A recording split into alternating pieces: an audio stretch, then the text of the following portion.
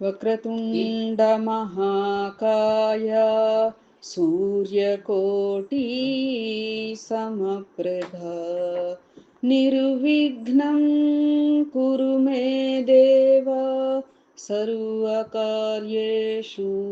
సర్వదా గురు బ్రహ్మా గురుర్విష్ణు గురుర్దేవో మహేశ్వరః గురు సాక్షాత్ పరబ్రహ్మ తస్మై శ్రీ గురవే నమః. శరదా శరదాంభోజ వదనా వదనాంబుజే సర్వదా సర్వదాస్మాకం సన్నిధిః సన్నిధిం క్రియాత్. ఓం గం గణపతయే నమః. సద్గురవే నమః. శ్రీ మహాసరస్వత్యై నమః. ఓం శ్రీ సాయిరాం శ్రీ గురుదేవ దత్త శ్రీ స్వామి సమర్థాయ నమః. శ్రీ అక్కల్కోట స్వామి సమర్థ లీలామృతం. త్రయోదశాధ్యాయ ప్రారంభం. శ్రీ స్వామి సమర్థుని 100 సంవత్సరముల పర్యటనలు. శ్రీ స్వామి సమర్థులు ఖండోబా దేవాలయం వద్ద ప్రథమముగా దర్శనమిచ్చారు గదా. అందువలన శ్రీ స్వామి సమర్థులు అక్కల్కోట ప్రవేశం, వారి ప్రభావం, వారి ప్రబోధం మాత్రమే భక్తులకు తెలుసు. ప్రభాతం అంటే జననం తెలియదు. అయినా ఎవరికి ఎప్పుడు ఈ వివరాలు నిశ్చయంగా చెప్పలేదు. మనం ఏమనుకున్నాం నిన్నటి అధ్యాయంలో, మహనీయుల జన్మలు, వాళ్ళు ఏ రోజు పుట్టారు ఏమిటి అనేది అసలు తెలియదు. అయితే వాళ్ళు ఆయా క్షేత్రాలలో ప్రకటితమైన రోజునే వారి జన్మ పుట్టిన రోజుగా అట్లా మనం భావించుకోవాల్సిందే అని చెప్పుకున్నాం కదా. అట్లా అరుదుగా అప్పుడప్పుడు ఆయన తెలిపిన వివరాలు ఉన్నా కూడా అవన్నీ ఒకే రీతిగా లేవు. ఒకప్పుడు భక్తుడైన చింతోపంతు స్వామిని ఈ వివరములు అడిగినారు. దానికి స్వామి ఇలా చెప్పారు: నా తల్లిదండ్రులు మాదిగవారు, వృత్తి తోళ్ల పని. వేరే భక్తునితో మేము కదళీవనం నుంచి వచ్చాము అన్నారు. కార్వే అను ఒక భక్తుడు ఒకసారి స్వామిని వారి కులగోత్రాలు, తల్లిదండ్రుల వివరాలు అడిగినాడు. దానికి స్వామి సమర్థులు, నేను యజుర్వేద బ్రాహ్మణుడని, కాశ్యపస గోత్రం, పేరు నరసింహభాను, మీనరాశి. మళ్ళీ అడిగితే చెప్పు తీసుకొడతా అన్నారు. మరొక భక్తుడు అడిగినప్పుడు ఆయన ఇలా అన్నారు: మూల పురుషుడు వటవృక్షం, మూలం మూలానికి మూలం అని. దీన్ని బట్టి చూస్తే వీరు మూల పురుషుడు అని, దత్తాత్రేయ స్వామి అని, గురువులకు గురువు అని, వటవృక్షము అంటే సద్గురువు దత్తాత్రేయ స్వామియే అని, ఊడలు అవతారములనగా ఇతర గురువులు అని, ఆ దత్తాత్రేయ స్వామి నేను అని చెప్పుటయే అన్నిటికీ మూలం పరమసత్యం. మూలానికి మూలం పరమాత్మను నేనే అని వారి మాటలకు అర్థంగా గోచరించుచున్నది. కదళీవనం నుంచి వచ్చాము అని చెప్పటం వల్లను, మరికొన్ని ఆధారాల వల్లను కూడా వీరు శ్రీ నరహరి నరసింహ సరస్వతి స్వామి వారే అని చాలా మంది నమ్ముతారు. నృసింహ సరస్వతి స్వామివారు శ్రీశైలంలోని కదళీవనంలో అంతర్హితులయ్యారు కదా. ఇప్పుడు మరి స్వామి సమర్థుల వారు ఏమనంటున్నారు? కదళీవనం నుంచి వచ్చాను అంటున్నారు. అంటే ఆ స్వామి నృసింహ సరస్వతి స్వామియే ఇలా మరలా అవతరించారు అన్నట్లుగా. విద్యాసాగర నామధారక సిద్ధముని సంవాద రూపమైన శ్రీగురు చరిత్రలో శ్రీగురుడు అయిన నరహరి నరసింహ సరస్వతి స్వామివారు గాణగాపురంలో కొంతకాలం నివసించిన తరువాత అక్కడ తన నిర్గుణ పాదుకలను ప్రతిష్ఠించి శ్రీశైల క్షేత్రానికి బయలుదేరినారు.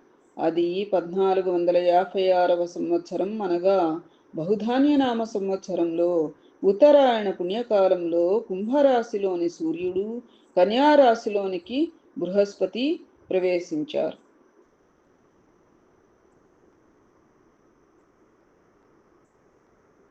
కుంభరాశిలోకి సూర్యుడు లోని కాదేమో. అది శిశిర ఋతువు, మాఘమాసం, కృష్ణపక్షం, ప్రతిపద అంటే పాడ్యమి, శుక్రవారం నాడు, పుష్యమి నక్షత్రంలో, కృత్తిక శుభ సమయంలో, శ్రీశైల క్షేత్రం దగ్గరగా ఉన్న కృష్ణానదిలో ఒక పుష్పాసనంలో కూర్చుని నది మధ్యకు వెళ్ళి సాగిపోతూ శిష్యులతో మేము ఆనంద నిలయానికి వెళ్ళుచున్నాం. అక్కడకు చేరిన తరువాత 4 పుష్పాలు ఈ నదిలో కొట్టుకుని వస్తాయి. వానిని ప్రసాదంగా తీసుకొని మీరు భద్రపరచుకొనండి అని దీవించి నదిలో సాగిపోయారు. వారు అలా వెళ్ళి కదళీ ఫలవనంలో చేరి తపమును ఆచరించ మొదలుడిరి. వారు కదళీ ఫలవనములో ప్రవేశించినట్లు శ్రీగురు చరిత్ర ద్వారా తెలిసినది కదా. ఆ తరువాత వారిని గురించిన వివరములు ఎవ్వరికీ తెలియదు. స్వామి సమర్థులు చెప్పిన మాటలు ఈ వివరాలకు సరిపోవుచున్నవి. మధ్య భారతంలో అష్టవర్ష బాలకునిగా దేవకీనందనుడైన శ్రీకృష్ణుని వలె స్వామి సమర్థులు మొదట చెలిఖేడా గ్రామం వద్ద కనిపించినారని, వీరు నరసింహ సరస్వతి స్వాముల వారేనని శ్రీ స్వామి సమర్థుల శిష్యులలో ముఖ్యమైన వారు శ్రీ స్వామి సుత తెలిపినారు. కానీ వారు ఎక్కడ పుట్టినారు, వారి వారి తల్లిదండ్రులెవరు, ఆయన పేరేమి మొదలగు వివరములు ఏమీ తెలియవు. జన్మరాహిత్యుని జన్మను గూర్చి ఎవరు తెలుపగలరు? అక్కల్కోటలో ఆఖరి మజిలీలో అనేక సంవత్సరములు నివసించుట చేత శ్రీవారిని అక్కల్కోట స్వామి అని, సమర్థులైన సద్గురువు కావున స్వామి సమర్థులని ప్రజలు భక్తులు పిలుచుకునేవారు. అవే వారి పేరులుగా స్థిరపడినవి. శ్రీ నరసింహ సరస్వతిగా శ్రీశైలంలో కదళీవనం ప్రవేశించిన కొంతకాలానికి వీరు హిమాలయ పర్వతాలు చేరి అక్కడొక అడవిలో సమాధి నిష్టలో 300 సంవత్సరాల పాటు తపస్సు చేస్తూ గడిపారు. వారి చుట్టూ పుట్టలు పెరిగిపోయినాయి. వానిపైన చెట్టు చేమలు లతలు మలిచినాయి. కొంతకాలానికి అడవిలోని కట్టెలు కొట్టుకునేవారు ఒకడు ఈయన ఉన్న పుట్టపైన పెరిగిన చెట్టును నరికే ప్రయత్నంలో గొడ్డలి వేటు జారి పుట్టపైన పడినది. ఆ గొడ్డలి పెట్టుకు పుట్టలోని ఒక భాగం నుంచి నెత్తురు కారసాగింది. ఆ కట్టెలు కొట్టువానికి అమితమైన ఆశ్చర్యం కలిగి ఆ పుట్టను తొలగించగా సమాధి నిష్టలో ఉన్న శ్రీ స్వామి మేల్కొన్నారు. అతడు ఆ దివ్యమైన ఆకారం చూచి తన తప్పును మన్నించమని శరణు వేడాడు. స్వామి అతనికి అభయమిచ్చి ఈ మేలుకొలుపు భగవంతుని ఆదేశముగా ఎంచి తన అవతార కార్యాన్ని కొనసాగించమన్న దివ్య ప్రబోధంగా తీసుకుని తన పర్యటనను ప్రారంభించినారు. విద్యాసాగర, ఇది శ్రీ అక్కల్కోట స్వామి చేరటానికి సుమారు 100 సంవత్సరములకు పూర్వం జరిగినది. మనకి ఇది తెలియదు కదా. శ్రీశైలంలోని కదళీవనంలో నృసింహ సరస్వతి స్వామి అంతర్హితులయ్యాక అలా ఏమిటి అంటే హిమాలయ పర్వతాలు చేరి అక్కడ ఇలా 300 ఏళ్ళు తపస్సు చేశారని ఇవన్నీ మనకి అంశం తెలియదు. ఇక్కడే తెలుసుకున్నాం. 1756వ సంవత్సరం కావచ్చు. ఆ తరువాత వారు అనేక ప్రాంతములను సందర్శించినారు. అనేక ప్రాంతములలో భక్తుల చేత ప్రజల చేత అనేక రకములుగా పిలువబడుతూ స్వామి సంచారం సాగించినారు. వారు అంచెలంచెలుగా హిమాలయములలో ప్రయాణించుచున్నప్పుడు అనేక మంది తాపసులు యోగులు గుహలలోంచి వెలుపలికి వచ్చి భక్తి శ్రద్ధలతో నమస్కరించి స్వాగతము పలికి గుహలలోనికి తీసుకొని పోయి అర్ఘ్యపాద్యములతో పూజించి తమ వద్ద గల ఆహారమును సమర్పించేవారు. వారికి సాధనలో కలుగు ఇబ్బందులను, యోగ విద్యలోని మర్మములను, ఆధ్యాత్మిక విజ్ఞాన విషయములను అడిగి తెలుసుకునేవారు. శ్రీ స్వామి వారందరికీ కావలసినవి అనుగ్రహించేవారు. జగద్గురువైన దత్తావతారులు కనుకనే ఆ యోగులు వారిని పూజించి సంతుష్టి చెందినారు. వారు హరిద్వార్, ఋషికేశ్, బదరీనారాయణ, కేదార్నాథ్, గంగోత్రి, యమునోత్రి, నందాదేవి, కైలాస పర్వత ప్రాంతములలో పర్యటించి 1758లో జనపదాలకు చేరినారు. ఒకసారి శ్రీ స్వామి సమర్థులు నేపాల్ దగ్గరగా ఉన్న ఒక దట్టమైన అడవిలో సంచరించుచుండగా వనమూలికలను సేకరించు చైనీయ దంపతులు చూచుట తటస్థించినది. సరి అయిన వస్త్రాచ్ఛాదన లేని అనుమానాస్పద దృక్కులు గలవానిగా వీరిని తలంచిరి. వారు ఈ వింత పురుషుడు ఎవరో పిచ్చివాడై ఉండవచ్చునని అనుకుని హేళన చేసిరి. మరియు వారు శ్రీ స్వామివారి ఎదుటనే కామక్రీడలతో ఆనందించసాగిరి. స్వామివారు ఆ సిగ్గు లజ్జ లేని దంపతులను కోపముతో తీక్షణముగా చూచిరి. అంతటా ఆశ్చర్యముగా వారి లింగములు మారిపోయెను. వారు స్వామివారిని మహాత్ములుగా గుర్తించి వారి మహిమ తెలుసుకొని పాదములపై పడి క్షమించమని వేడగా వారికి సహజ స్థితి కలిగినది. ఒకరోజు మామిడి చెట్టు క్రింద శ్రీ స్వామి సమర్థులు విశ్రాంతి తీసుకొనుచుండగా కంగారుతో ప్రాణరక్షణకై ఒక లేడి పిల్ల అక్కడకు పరుగు పరుగున వచ్చి వారి వెనుకకు చేరినది. ఆ లేడి పిల్ల వెనక దానిని తరుముచూ ఇద్దరు వేటగాండ్రు వచ్చిరి. స్వామివారు దానిని దగ్గరకు తీసుకుని నిమురుచుండిరి. వేటగాండ్రు స్వామిని చూచి, ఆ లేడి పిల్లను విడువుము అని పలికిరి. స్వామివారు వారి మాటలను లెక్క చేయలేదు. ఆ అమాయకపు లేడి పిల్లను తమ రక్షణ నుండి విడిచిపెట్టుటకు వారికి ఇష్టము లేదు. స్వామివారి మాటలను విననందున ఈయన ఎవరో సామాన్యుడని పొరబడి తుపాకులు ఆయనపై గురిపెట్టి పేల్చపోగా అవి పేలకపోగా వారి పాదములు వారు ఉన్న స్థలమునకు అంటుకొనిపోయి కదలలేని స్థితికి వచ్చినవి. అప్పుడు వారు స్వామివారిని మహాపురుషునిగాను మహాత్మునిగాను గ్రహించిరి. తాము చేయబోయిన పనికి సిగ్గుపడి స్వామిని క్షమించమని ప్రార్థించిరి. వారిని స్వామి మన్నించి పంపివేసిరి. జీవజంతువులు కూడా వారిని రక్షకునిగా గుర్తించి శరణుజొచ్చేవి. ఇది వారి ఈశ్వర తత్వమునకు నిదర్శనం. విద్యాసాగర, హిమాలయంలో ఉండగానే ఒకసారి స్వామివారు చెట్టు క్రింద విశ్రమించుచున్న సమయంలో ఒక లేళ్ల జంట తప్పిపోయిన తమ లేడి పిల్లను వెతుకుచూ వచ్చెను. స్వామి సమర్థులు వానిని చూచి ఎంతో ఆనందపడి వాని భాషలో దగ్గరగా పిలిచి ఆడలేడితో మాటలాడసాగిరి. అవి కూడా తమ భాషలో వేరే ఆకారం మాటలాడుట చూచి ఆనందముగా వారి చెంత చేరినవి. స్వామివారు ఆ లేడితో, నీవు పోయిన జన్మలో పవిత్రమైన స్త్రీగా జన్మించి ఉంటివి. ఆ జన్మలో నీవు సాధు జంతువులను అగౌరవపరచుట చేత ఈ జన్మలో ఇట్లు లేడివై జన్మించితివి. అనేక జన్మల నుండి కలిగిన కొద్ది పుణ్యం వలన ఈనాడు నన్ను కలుసుకున్నావు. అందుచేత మీరిరువురు ఎంతో అదృష్టవంతులు అని పలుకుచుండగానే స్వామివారి సంకల్పంతో తప్పిపోయిన లేడి పిల్లవారి వద్దకు చేరినది. అవి మూడు కలిసి ఆనందించి స్వామిని వినయంగా భక్తిపూర్వకంగా చూడగా స్వామివారు, మీ ముగ్గురు రాబోవు జన్మలో మానవులుగా జన్మించండి అని ఆశీర్వదించిరి. అలా స్వామి సర్వ జీవుల యందు అపారమైన కరుణ కలిగి ఉండేవారు. స్వామి సమర్థులు ఇంకా అనేక ప్రాంతములు దర్శించుచు బంగాళాఖాతం దగ్గరగా ఉన్న పూరి జగన్నాథమ్మను దివ్యమైన శ్రీ వైష్ణవ క్షేత్రమును చేరినారు. బరోడాకు చెందిన అల్వాణి బువా అనే సన్యాసి దత్తోపాసకుడు తన నలుగురు సహచరులతో తీర్థయాత్రలు చేయుచు ఆ క్షేత్రమునకు వచ్చి అందరూ ఒకేసారి తీవ్రమైన అస్వస్థతకు గురి అయి బాధపడుచుండిరి. అందరూ ఒకేసారి జబ్బు పడుట వలన వారి స్థితి ఇతరులకు తెలియక చూచువారు ఎవరూ లేక అనారోగ్యంతో రోజు రోజుకు తీవ్రమైన బాధలు పడుచుండిరి. దాని కారణమున దాదాపు అందరూ మరణోన్ముఖులై తల్లడిల్లుచుండిరి. ఆ సమయంలో వారందరూ మానసికంగా లోకగురుడు అయిన శ్రీ దత్తాత్రేయ స్వామి వారి అవతారమైన శ్రీ నరహరి నరసింహస్వామిని ప్రార్థించిరి. అత్యద్భుతముగా ప్రస్తుత శ్రీ దత్తావతారుడు స్వామి సమర్థులు వారి ప్రార్థనలు విని వారిని రక్షించుట కొరకై పూరీ క్షేత్రములో వారున్న ప్రదేశం చేరినారు. వారి హీనస్థితిని తెలుసుకుని స్వామి వారిని సమీపించినారు.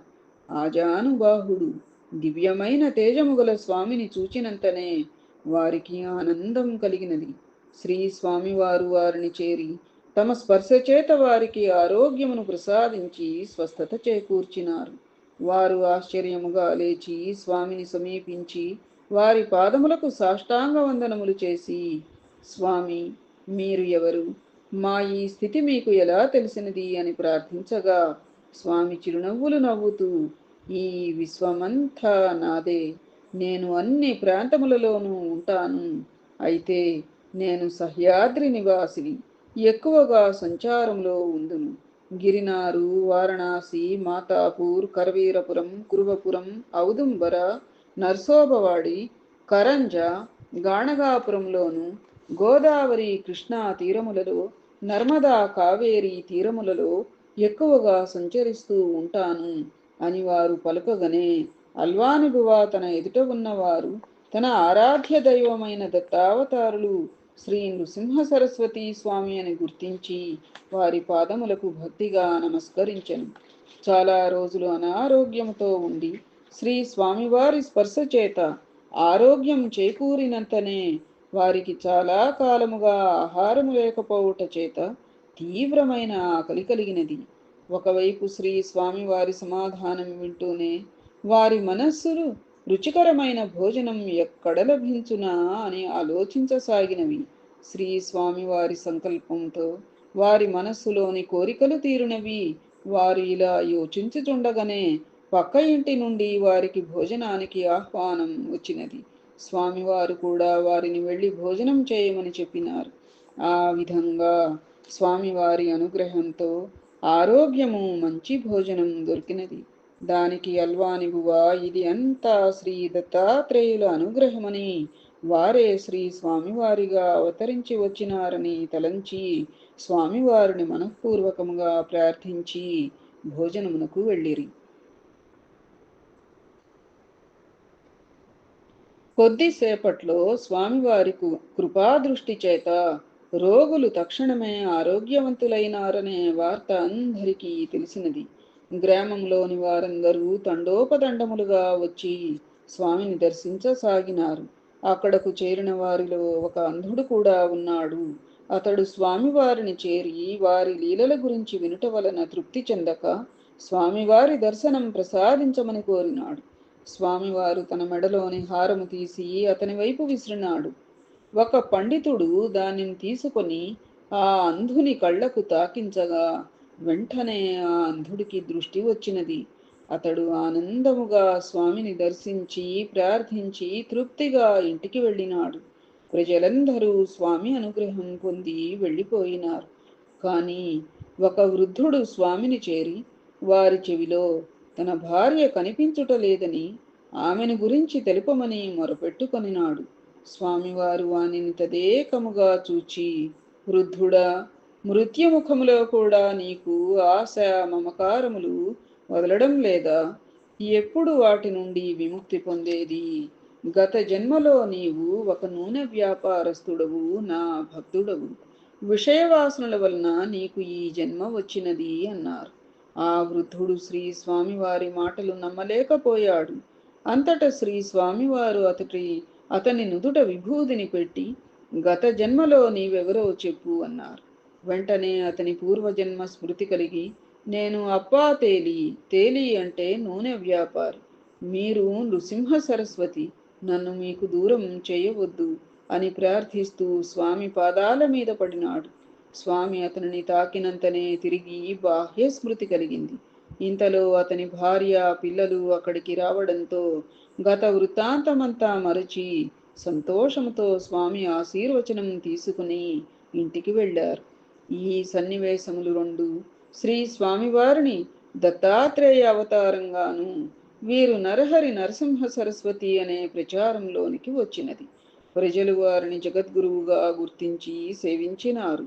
విద్యాసాగర, స్వామి నరసింహ సరస్వతి గాణగాపూరులో ఉన్నప్పుడు విద్యాగర్వితులైన వేద పండితులు ఇరువురికి గర్వభంగం చేసి వారు చేసిన తప్పును తెలియచేసి వారికి శాపమిచ్చిన సంగతిని తెలిపి ఉంటిని గదా.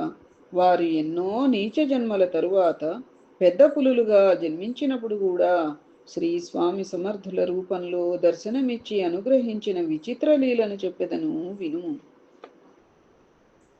స్వామివారు పూరీ జగన్నాథం నుండి పర్యటనా కాలములోనే ఒకసారి హిమాలయ పర్వత గుహలలో ఒక తపస్వి దత్తోపాసకుడై ఎన్నో విధముల మనస్సును నిగ్రహించి ఆత్మప్రాప్తికై తీవ్రమైన తపస్సు చేస్తున్నారు. అతను ఎంత కష్టతరమైన సాధనలు చేసినా తన లక్ష్యమైన ఆత్మసాక్షాత్కారాన్ని పొందలేకపోయినానని, ఈ జన్మలో ఇది సాధ్యమగునో లేదో అని మథనపడుతూ ఉండేవాడు. ఈ ఆలోచనలతో మనస్సు వికారాన్ని పొందడం, అందువలన అశాంతికి గురి అయి మరల తన తపస్సును కొనసాగిస్తూ ఉండేవాడు. అతడా గుహలో నిరంతరాగ్నిని వ్రేల్చుకుని తపస్సు చేస్తూ ఉండేవాడు. తపస్సు చేసుకుంటున్నాడు. ఉన్నట్లుండి ఒకరోజు రాత్రి ఆ గుహలోనే ఆయనకెదురుగా స్వామి ఒక ఆసనంపై దర్శనమిచ్చారు. ఆ తపస్వి ఆనందానుభూతిని పొంది స్వామి దర్శనంతో పులకించిపోయినాడు. స్వామివారికి అర్ఘ్యపాద్యాదులర్పించి ఫలములను నివేదించినాడు. స్వామి ఫలహాన స్వామి ఫలహారానంతరం తపస్వి ఇలా వేడుకున్నాడు. స్వామి, నేను ఎంతో శ్రమ కోర్చి బాహ్యేంద్రియ అంతరింద్రియ నిగ్రహములు పాటించుచు ఇచ్చట తపస్సు చేస్తున్నాను. నాకు ఇంతవరకు ఆత్మసాక్షాత్కారం కలగలేదు. శాస్త్రములో ప్రబోధించిన దానినే నేను అనుసరించినాను గదా. నా సర్వస్వమును త్యజించి ఈ గుహలో సాధన సాగించుచున్నాను. అంటే గురుముఖత కాలేదుగా, అందుకనేమో. అనేక సంవత్సరముల నుండి ఈ విధముగా కొనసాగుచున్నను. ఆత్మప్రాప్తి అనున్నది గగన కుసుమమే అయినది. హే మహాత్మా, ఇప్పుడు నా సుకృతం పండి తమ దర్శనం కలిగినది. నా తపస్సు ఫలించిందనిపిస్తోంది. మీరు నా ఆరాధ్య దైవమైన శ్రీ దత్తమూర్తియేనని భావిస్తున్నాను. నా లక్ష్యమును చేరుకుని ఈ జన్మను సార్థకం చేసుకునే మార్గమును ఉపదేశించి నన్ను ఉద్ధరించండి స్వామి అని సంపూర్ణ శరణాగతి చేశాను. అప్పుడు స్వామివారు కరుణాపూరిత హృదయులై, ఓ తపస్వి, వైరాగ్య బ్రహ్మచర్యాదుల పాటించుటయే కాదు, చిత్తశుద్ధితో ఏకాగ్రతతో నీ దృష్టిని అంతర్ముఖం చెయ్యి. నీ లోపల జ్ఞానాన్ని జాగృతమనర్చు. ఆస్తి, భాతి, ప్రియములు అనడి నామరూపాత్మకమైన పరబ్రహ్మతత్వం యొక్క అనుభూతిని నీ లోపలనే అనుభవించగలవు.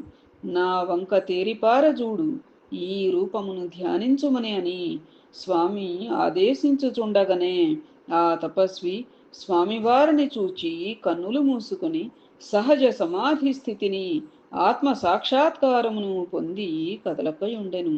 ఆ సమయమున ఆ గుహాముఖమున 2 పెద్ద పులులు కూర్చుని ఉండెను. అవి కూడా ఈ ఉపదేశమును వినుచుండెను. వాని వైపు చూచుచూ, స్వామి, ఆ పండితులిద్దరు అమ్మా, ఆ కుపండితులు లేరు, వాదమైనా చేయండి, జయపత్రికలైనా ఇయ్యండి అని చెప్పి అన్నారే, బ్రహ్మరాక్షసులు అవుతారని చెప్పలే, అట్లా ఇదొక జన్మగా ఉంది వాళ్ళకి, పులుల జన్మ. అవి కూడా ఈ ఉపదేశమును వినుచుండెను. వాని వైపు చూచుచూ, స్వామి, ఏమోయి పండితులారా, మీరు మా ఉపదేశం ఎందులకు చాటు నుండి వినుచున్నారు? ముందుకు రండి. వేద పండితులకు మీరు చేసిన అవమానములు, అపరాధములు గుర్తున్నాయా? జయపత్రముల విలువ తెలిసినది గదా అని హెచ్చరించుచుండగానే వాటికి పూర్వజన్మ స్మృతి కలిగను.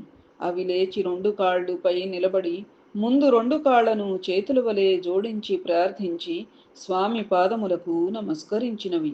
కరుణాసాగరులైన స్వామి సమర్థులు ఆ పులులను సమాధిలో ఉన్న తపస్వి శిరమును స్పృశించి ఆ పులులను సమాధిలో ఉన్న తపస్వి శిరమును స్పృశించి రమ్మనిరి. వాటిల్నే వెళ్ళి ఆ తపస్సులో ఉన్నటువంటి ఆయన తలకాయని స్పృశించి రమ్మన్నారట. తర్వాత వాటి తలపై ఆయన వరదహస్తము నుంచి రాబోవు జన్మలో కాశీక్షేత్రమున ఒక పుణ్య దంపతుల గర్భమున జన్మించి యోగులై వర్ధిల్లుదురుగాక అని దీవించి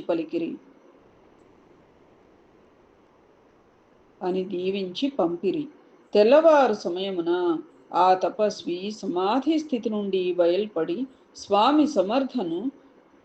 వారి సమర్థతను పూర్తిగా గుర్తించి అర్చించెను. స్వామివారు అచటి నుండి బయలుదేరిరి. శ్రీ స్వామివారు పూరి నుండి హరిద్వారకు చేరుకున్నారు. అక్కడ ఇద్దరు బ్రాహ్మణ సోదరులు ఉండేవారు. వారిరువురు వస్తాదులు బలగర్వముతో అక్కడకు వచ్చిన యాత్రికులను ముప్ప తిప్పలు పెడుతూ అవమానకరంగా మాట్లాడుతూ ఉండేవారు. కొంతకాలానికి వారి పాప ఫలితంగా ఘోరమైన వ్యాధులకు గురి అయినారు. వారు చేసిన పాపములకు తగిన శాస్తి జరిగినదని గ్రామంలోని వారందరూ సంతోషించారే గాని వారినెవ్వరూ ఆదుకోలేదు. వారు కూడా గతంలో చేసిన పాపాలకు పశ్చాత్తాపం చెంది జీవితాన్ని భగవన్నామస్మరణతో పవిత్రం చేసుకొనుటకు ప్రయత్నించినారు. కానీ వారి పాపపు అలవాట్లను మాత్రం మానుకోలేకపోయారు. ఆ స్థితిలో కూడా కొన్ని పాపములను చేస్తూ ఉండేవారు. వారి పూర్వజన్మలలోని కొద్ది పుణ్యం చేత శ్రీ స్వామివారిని చూడడం తటస్థించినది. అది స్వామివారు కొందరు భక్తులతో భోజనం చేస్తున్న సమయంలో.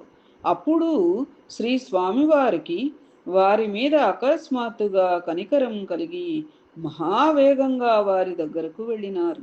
భోజనం మధ్యలో లేచి వచ్చిన స్వామిని చూచి ఆశ్చర్యపడుతూ స్వామిని మీరెవరని అడుగుతూ అర్థములేని అనేక ప్రశ్నలు వేస్తూ చికాకుపరచ ప్రయత్నించిరి. శ్రీ స్వామి ఆ ప్రశ్నలకు సమాధానమియ్యకుండా వారితో, మూర్ఖులారా, బ్రాహ్మణ జన్మమెత్తి కూడా అనేక పాపములు చేసినది చాలక నిన్న రాత్రి రహస్యంగా ఆవును చంపలేదా? సాయిరాం. చూసారా వాళ్ళ గుణం మాత్రం. అనగానే వారు నివ్వెరబోయి తెల్లముఖం వేసి స్వామి పాదాలపై పడి క్షమించమని వేడుకున్నారు. అప్పుడు స్వామి గోవును ఉంచిన ప్రదేశమునకు తమను తీసుకొని వెళ్ళమనగా వారట్లే తీసుకొని వెళ్ళి ఆ గోవును చూపిరి. అంతటా శ్రీ స్వామి సమర్థులు గోవును చంపిన వానితో, ఓయి, నా పాదములను నీటితో కడిగి ఆ జలమును గోవు కళేబరం పైన చల్లుము అని పలికిరి. ఆ బ్రాహ్మణుడు అదే విధంగా చల్లగానే ఆవు తిరిగి జీవించి శ్రీ స్వామివారి వంక తదేక దీక్షగా పరికించినది. స్వామి కూడా దానిని ఆశీర్వదించిరి. ఆ గోవు తన దారిని తాను వెళ్ళినది. స్వామివారితో సంభాషించుట చేత, వారి పాదములను కడుగుట చేత అందు ఒక బ్రాహ్మణునికి జ్ఞానోదయమైనది. గోహత్య మహాపాపమని, తాను ఇంతకాలంగా చేయుచున్న దుష్ట కార్యముల వలన మహాపాపం పొందితినని, ఈ మహాత్ముడు తమను గోహత్యా పాపము నుండి రక్షించినాడని, వారిని సేవిస్తే మిగతా పాపములు తొలగిపోగలవని భావించి, మహాత్మా, మీ దర్శనం వలన నాకు జ్ఞానోదయమైంది. నేను ఇంతకాలం చేసిన పనుల వలన పాపమును పొందినాను. ఏ జన్మలో నేను చేసిన పుణ్యం వలన మీ దర్శన భాగ్యం కలిగినది.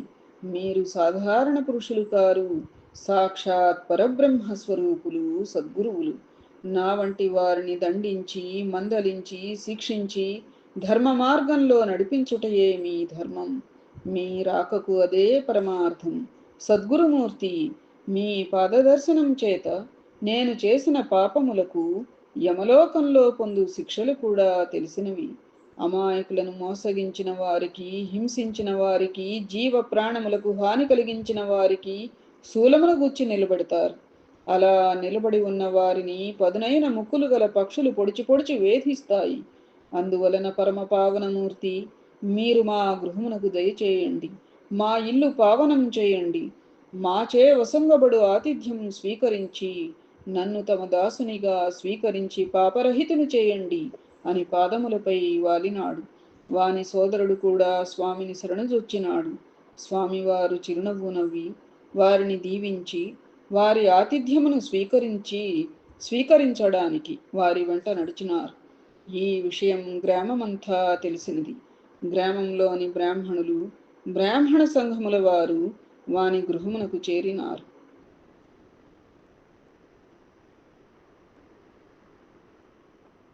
శ్రీ స్వామివారు వాని గృహము వద్దకు రాగానే వారు స్వామికి చేయు సత్కారములు చూచి, వీరు బ్రాహ్మణులు కాదేమో అని అచ్చట చేరిన బ్రాహ్మణ సంఘం వారు మనసులో అనుకొనుచుండగానే శ్రీ స్వామి వారి వైపు చూచి వారితో, నేను యజుర్వేద బ్రాహ్మణుడను. నాది దత్తనగరం.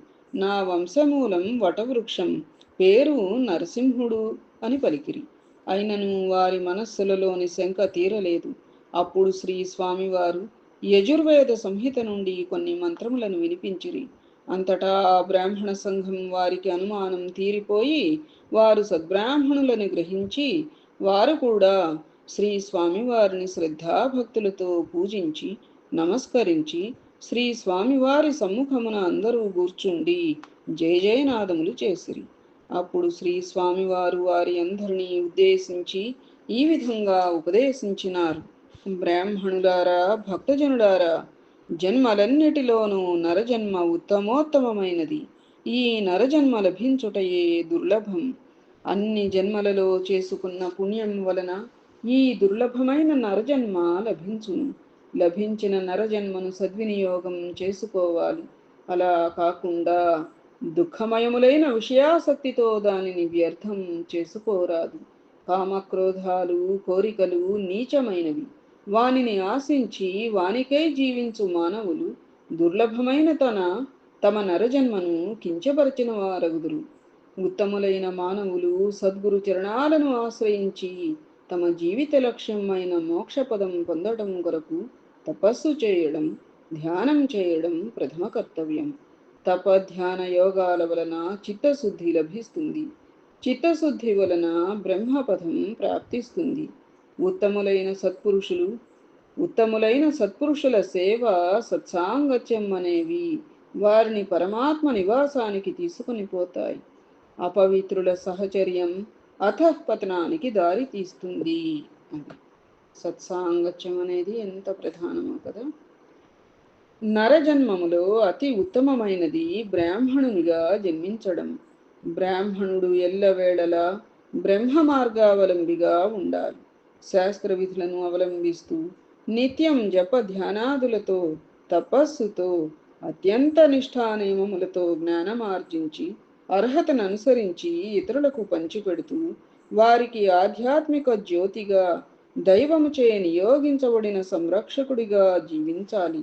బ్రాహ్మణుడు నిస్వార్థ జీవిగా, సంఘ శ్రేయోభిలాషిగా జీవించి తరించాలి. పురజనులందరికీ ధర్మమును, శాస్త్రమును అందించి పురోహితుడుగా వారు అందరూ ధర్మ మార్గమున జీవించే విధంగా చూడాలి. మృత్యువు ఏనాటికైనా తప్పదు అన్న విషయం తెలియాలి. సంసారంలో చిక్కుకుని అదే ఆనందం అనుకుని జీవించే వారికి భక్తి మార్గం చూపించడం జ్ఞానులైన వారి ధర్మం. ఈ ధర్మం గుర్తించక, ఆచరించక జీవించేవారు జ్ఞానులైనా కూడా అజ్ఞానులే. అది జ్ఞానులైన వారి ధర్మం ఏమిటిట? సంసారంలో చిక్కుకుని అదే ఆనందం అని అనుకుని జీవించే వాళ్ళకి భక్తి మార్గం చూపించడమే జ్ఞానుల ధర్మం. ఆ ధర్మం అనేది తెలుసుకోకుండా, ఆచరించకుండా జీవించేవారు జ్ఞానులైనా కూడా అజ్ఞానులే. అది జ్ఞానులం, మాకు బోల్డ్ విషయాలు తెలుసు అని చెప్పి కాదు. అది అవతలి వాళ్ళని సంస్కరించి వాళ్ళని భక్తి మార్గంలో చూపిస్తే అది నీ జ్ఞానానికి ఒక సార్థకత అన్నమాట. బ్రాహ్మణుడు ఉపనయనమును పొంది గురువులను చేరి వారిని సేవించి వేదములను, ఉపనిషత్తులను పఠించి త్రికాలములో సంధ్యావందనమును అనరించి గాయత్రిని జపించవలెను. ఇతరులకు ఉపకారం చేయు శక్తిని జపతపాదుల ద్వారా పొందాలి. సుఖదుఖములను సమభావంతో స్వీకరించాలి. సర్వభూత హితులు కావాలి. సత్సాంగత్యం పొంది సత్ప్రవర్తన కలిగి నేను అను అహంకారమును తొలగించుకొని పరమాత్మ యొక్క, సద్గురువు యొక్క పాదములను ఆశ్రయించి పట్టుదలతో, సంపూర్ణమైన విశ్వాసంతో, సహనంతో, శ్రద్ధతో వారిని ఆరాధించి ఆత్మజ్ఞానం పొంది బ్రహ్మజ్ఞాని అయి జీవించాలి. అప్పుడు ఈ నరజన్మ పొందినందుకు, అందులోనూ బ్రాహ్మణునిగా జన్మించినందులకు ఆ జన్మ లక్ష్యం నెరవేరుతుంది. ఆత్మజ్ఞానం కలవారికి అసాధ్యమనేది ఏమీ ఉండదు. అటువంటి వారి వలన సమాజమునకు ఎంతో మేలు చేకూరగలదు. కావున బ్రాహ్మణులారా, ఇక మీదట మీరు అందరూ ఇలా జీవించండి అని హితబోధ చేసి ఆశీర్వదించినారు. బ్రాహ్మణులందరూ శ్రీ స్వామివారి ప్రబోధం విని